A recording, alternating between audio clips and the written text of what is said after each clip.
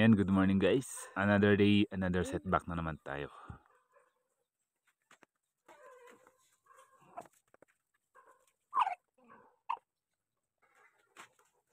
So ayan guys, ito nga yung aking glabra bougainvillea. And ito ay from cuttings naman. Ito nga ang ating material ay isang cuttings galing nga sa kanyang mother plant nung nagbawas tayo.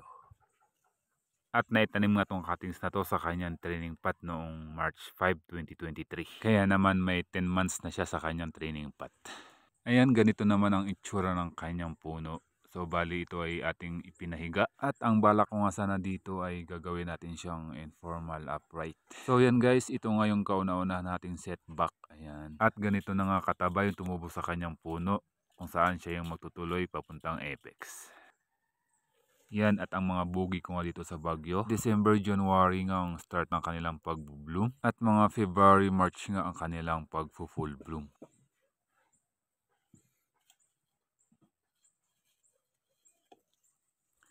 Kaya naman ngayon ang gagawin natin ay ang kanyang pangalawang setback. Dito nga magsisetback tayo ng kanyang mga branches, pati na rin syempre ang kanyang magiging puno.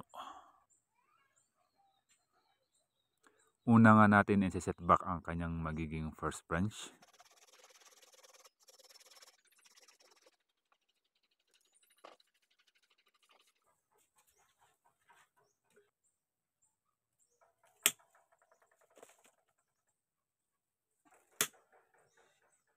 Ito naman yung bagong tubong branch and dati wala ito. Ayan, sa pag-aakala ko nga kakailanganin ko ito. Aalisin nga natin gawa ng magiging kaliwa nga rin ang ating magiging second branch. Kung nagkataon nga.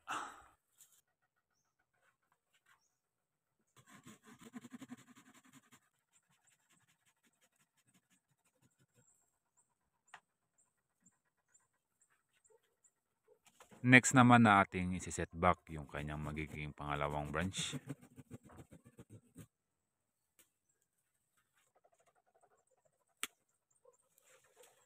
At syempre magsisetback rin tayo sa kanyang pinaka main na puno.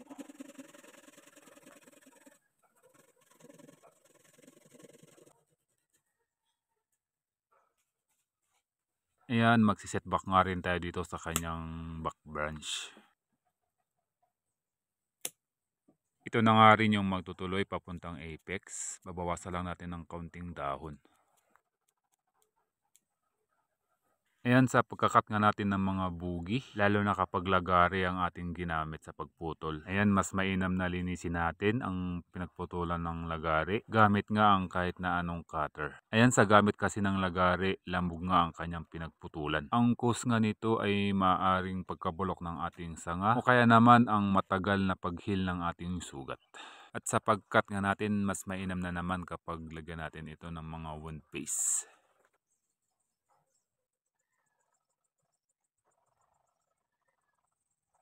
So yun nga guys, tapos na naman ang ating pagse-setback ng isang material. At sa material nga na ito ay yun nga, mag-aabang na naman tayo ng mga panibagong shoots. Kung saan nga sila ngayong magtutuloy ng ating branch para mabuo ang ating material. Ito na nga yung ating tinanggal kanina na isang branch. Kung saan kapag hindi natin ito tinanggal, magpapantay nga siya dito sa ating second branch at parehas nga silang kaliwa.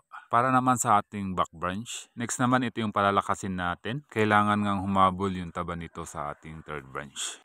So yun guys, ito na nga yung kanyang left branch, right branch at ang kanyang back branch. At ito naman yung magtutuloy papuntang apex ang ating puno.